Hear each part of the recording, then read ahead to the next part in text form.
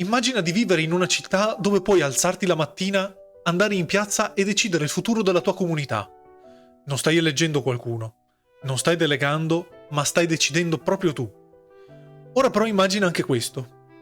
Questa libertà non è per tutti. Anzi, la maggior parte delle persone non ha alcun diritto politico. Questa città è Atene e oggi vediamo come una società così avanzata possa essere piena di limiti e contraddizioni. Benvenuti su Polis. Qui non studiamo la storia a memoria, ma cerchiamo di capirla davvero. Come funzionano le società, come pensavano le persone e soprattutto come siamo arrivati al mondo in cui viviamo oggi. Se ti interessa questo contenuto, mi raccomando, iscriviti al canale, perché stiamo trattando una serie sulla Grecia antica. E questo è uno dei video più importanti di questa playlist, perché oggi parliamo di Atene nell'età classica.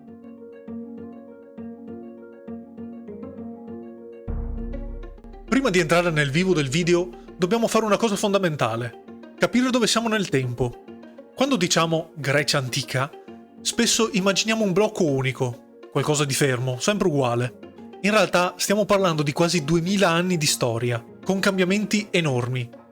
Si parte dall'età del bronzo, che va circa dal 3000 al 1200 a.C.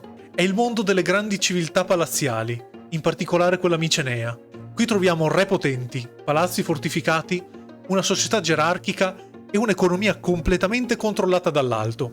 Questo sistema però crolla intorno al 1200 a.C. Non c'è un solo motivo. Probabilmente sono invasioni, crisi interne e cambiamenti climatici tutti insieme. È un collasso generale del mondo mediterraneo orientale. E da qui cambia tutto. Dopo il crollo inizia quello che chiamiamo secoli bui, tra il 1200 e l'800 a.C. Si chiamano così perché abbiamo poche fonti, ma sappiamo che la situazione cambia radicalmente. Le città si riducono, la scrittura scompare e le comunità diventano più piccole e locali. Non è un'epoca vuota, ma è un periodo in cui si riparte da zero, senza le strutture complesse di prima. Ed è proprio da questa fase che nasce il mondo greco che conosciamo. Intorno all'800 a.C. inizia l'età arcaica, che dura fino al 500 a.C. È un periodo fondamentale perché qui nascono le poleis, le città-stato indipendenti che abbiamo già visto nei video precedenti. Si sviluppano i commerci, iniziano le colonizzazioni in tutto il Mediterraneo e soprattutto emergono nuove forme politiche. È il periodo delle oligarchie, delle tirannidi e delle grandi riforme. Un evento simbolico che segna la fine di questa fase è proprio la trasformazione politica di città come Atene, che si avviano verso sistemi più partecipativi. Se hai visto il video sulle poleis e su Atene nell'età arcaica, è esattamente qui che ci troviamo. Poi entriamo nell'età classica, che va dal 500 al 323 a.C. È il periodo di massimo sviluppo delle poleis, e quello in cui Atene raggiunge il suo apice politico. Il limite finale è molto chiaro, il 323 a.C., anno della morte di Alessandro Magno, un evento che cambia completamente il mondo greco, ed è proprio qui che siamo oggi, nel momento in cui Atene diventa un qualcosa di unico. Dopo il 323 a.C. inizia l'età ellenistica, che dura fino al 31 a.C. Il mondo greco cambia completamente, le poleis perdono centralità e nascono grandi regni. La cultura greca si diffonde in tutto il Mediterraneo e si mescola con altre civiltà. Il punto finale di questo periodo è la battaglia di Azio, nel 31 a.C., quando Roma riesce a sconfiggere l'ultimo regno ellenistico, quindi il regno d'Egitto, e diventa così la potenza dominante anche nel mondo greco. Quindi, ricapitolando velocemente, siamo dopo secoli di cambiamenti, crisi e trasformazioni, e proprio per questo Atene, nell'età classica, non è una città qualsiasi. È il risultato di tutto quello che è successo prima.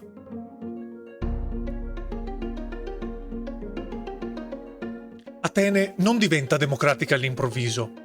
Non è che un giorno qualcuno si è alzato e dice «Da oggi decidiamo tutti». È un processo. Durante l'età arcaica la città è attraversata da tensioni fortissime. I debiti aumentano, le disuguaglianze crescono e una parte della popolazione rischia continuamente di perdere tutto. Questo crea instabilità. Le riforme servono proprio a evitare il collasso. Non eliminano i problemi, ma li rendono gestibili. Si distribuisce un po' di potere, si limita l'arbitrio dell'elite e si dà spazio a nuove forme di partecipazione. Ma soprattutto succede una cosa fondamentale. Gli ateniesi si abituano all'idea che il sistema può cambiare. E questa è una rivoluzione mentale prima ancora che politica. perché in molte altre società il potere è fisso.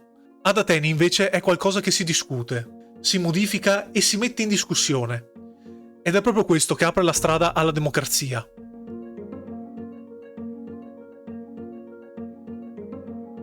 Quando parliamo di democrazia ateniese dobbiamo toglierci dalla testa l'idea moderna. Non esistono parlamenti e tantomeno non esistono politici di professione. Il centro di tutto è l'assemblea, un luogo fisico dove i cittadini si incontrano, discutono e prendono decisioni. E non è una cosa simbolica, è il cuore della città. Le decisioni su guerre, leggi, politica passano da lì. E la cosa più interessante è che non puoi essere passivo. Devi decidere. La partecipazione richiede tempo, presenza e attenzione. Essere cittadini significa anche questo. Un altro elemento affascinante è il sorteggio. Molte cariche vengono assegnate a caso, proprio per evitare che sempre le stesse persone concentrino il potere. Questo rende il sistema molto dinamico, ma anche imprevedibile. Ed è qui che capiamo quanto fosse diversa quella società.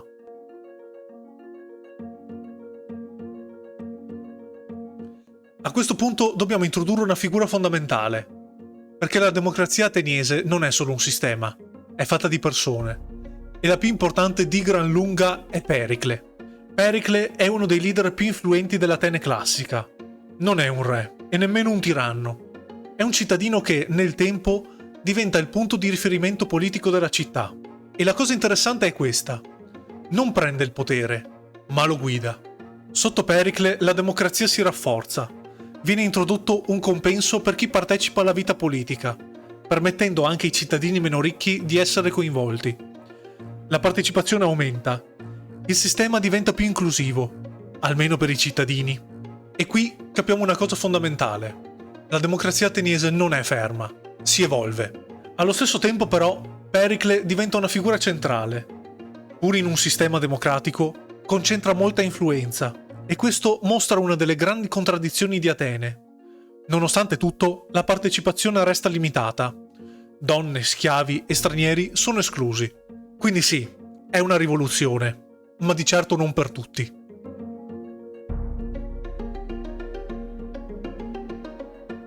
Atene non è una città isolata.